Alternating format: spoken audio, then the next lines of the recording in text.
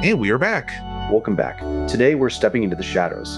We're talking about why being good might actually be killing your soul, and why the monster we've been taught to fear, Lilith, might be the only thing capable of saving us from burnout. Or at least the only thing capable of making life interesting. Honestly, after seeing how much I've been peeling lately, I'm starting to relate to the whole shedding the old skin thing, even if I look like a sunburned tomato. You're a very bright tomato, Paco. But seriously, we're looking at Barbara Black Koltuv's The Book of Lilith, and the premise is heavy. The war between the good Eve and the wild Lilith isn't just a myth that's happening inside us every single day. Right, and look how she starts this passage. She sets up this binary. Eve can have her needs met in a relationship, but Lilith, she must cut and run. She refuses dependency. She refuses to be pinned down. That sounds like a nightmare for anyone trying to maintain a stable schedule.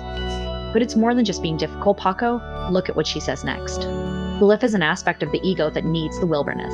She needs to be unrelated, without arouse, and childless.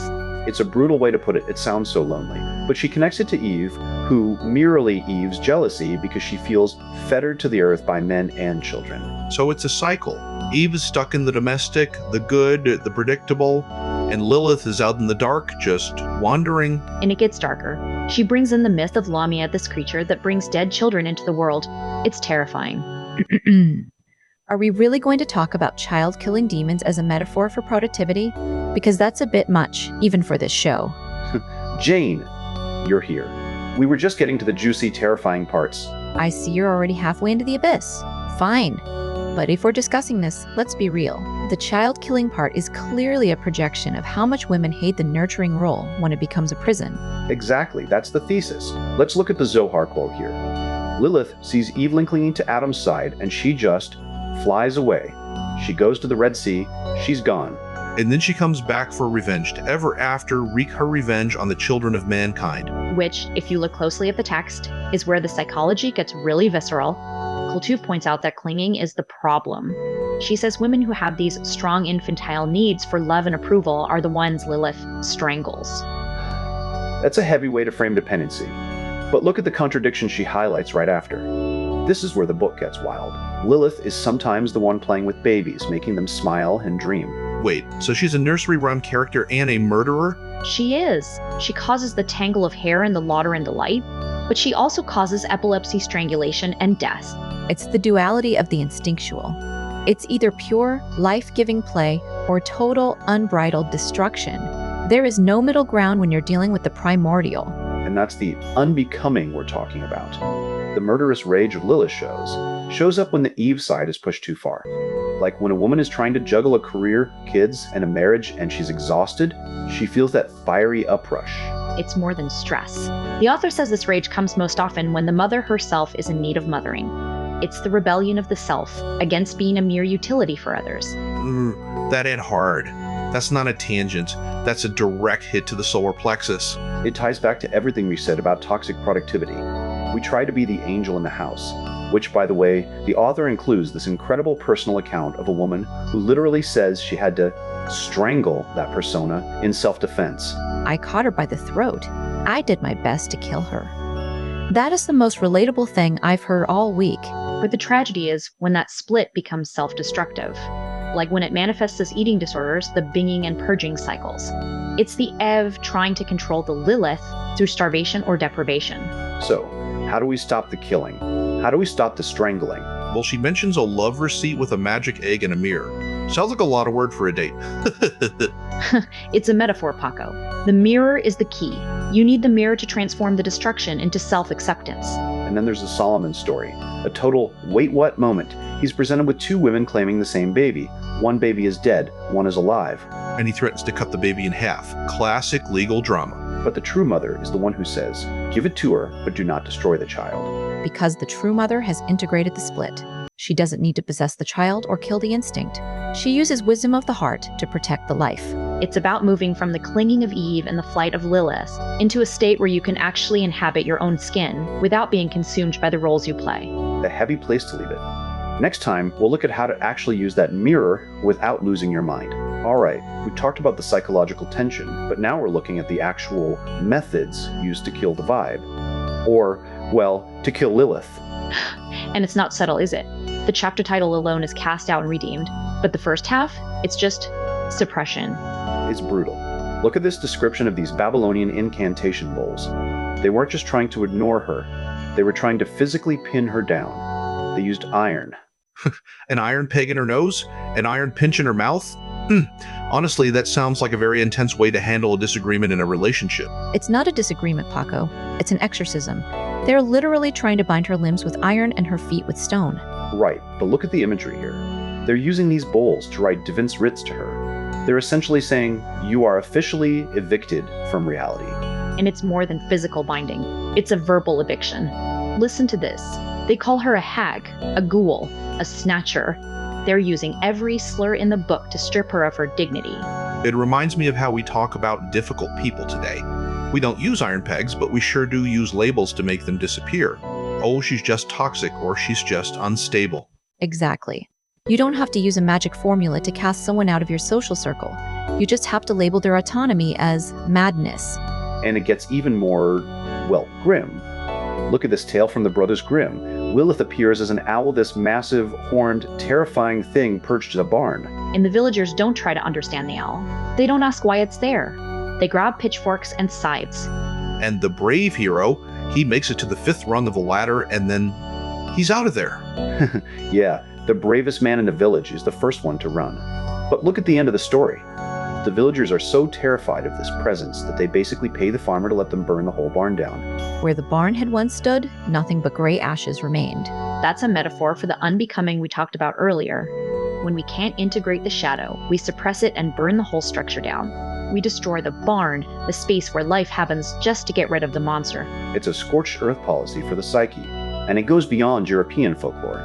Koltuv brings in this Hasidic tale about Rabbi Joseph of Safed. He actually tries to capture Lilith and Samael. And they show up as 2 black dogs, which, honestly, is a bit of a letdown. I was expecting something more eldritch, terrifying. Don't be fooled by the dawn disguise. This is where the unbeknownst part gets dangerous. The rabbi is following all the rules. No food, no drink. Extreme precaution. But he slips. Just a tiny bit. Samael asks for just a sniff of some frankincense, just a little scent. And the demon turns that vapor into a spark that burns the rabbi's hand, and this is the kicker, shatters the bonds. Wait, so the very act of trying to be holy and controlled actually gave the demon the opening to break free? Precisely. The text says the rabbi unwittingly was engaged in idolatry. By trying to manipulate the sacred to enforce his own will, he actually broke the very containment he worked so hard to build. It's a warning. You can't use the tools of order to permanently imprison chaos without eventually feeding the chaos itself. The moment you try to manage the wildness, you've already lost the battle. Which brings us back to where we started. If we keep trying to bind our Lilith with iron pegs and social contracts, we're just waiting for the moment the bonds snap. And when they do, we might find ourselves standing in the ashes of our own lives. Okay, so we left off on a pretty devastating note. Rabbi Joseph, well, the text says he basically ended up married to the malicious Lilith. And he didn't just marry her, he polluted himself, using holy names and conjurations to do evil. Yikes. Talk about a bad marriage counselor. He went from trying to contain the demon to, what, becoming a part of the chaos? It's like the containment failed so completely that the person in charge of the boundary just became the breach. But look, there's a shift here. The author moves into a section called Red and Pitchin', and she starts with this incredibly weird 15th century magic incantation. It's meant to bring a beautiful maiden into a bedroom. Because nothing says healthy relationship like a ritualized magical summoning of a stranger. Right, but look at how Koltuv frames it. She says, while Igrath is not precisely Lilith, we can learn something about how to deal with female sensuality. She's saying we shouldn't ignore the power. We should approach it with a high level of consciousness. I mean, the instructions are pretty specific, though. Separate room, clean white bed, clothes, fumigated with aloe wood. If you're going to summon a demon maiden, you might as well be hygienic about it. Exactly. It's not about suppression. It's about preparation. The text uses these heavy, terrifying names. Metatron, Sandalphon, but the method is about creating a huge, intentional space. It's the opposite of that burning the barn we talked about earlier. It's the difference between a panic attack and a meditation. One is reactive, the other is intentional. And then she brings in this Hasidic tale about a man who is already possessed by Lilith. He's literally being hunted. He goes to Rabbi Mordecai for help. And the rabbi's first instinct is, lock all the doors, don't let anyone in. Right? The classic fortress mentality. But the man is stuck in a hayloft and Lilith shows up immediately.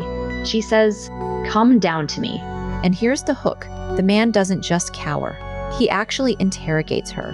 He asks, "Why do you want to do that?" This is huge. He doesn't just run. He finds out there's an herb in the hay that's preventing her from coming near him. He starts testing herbs. Is it this one? Is it that one? Until he finds the culprit, binds it to his chest, and he's free. So the freedom wasn't about building a bigger wall. It was about identifying the specific thing that was creating the attraction to the shadow. Precisely. You have to know the mechanism of your own undoing.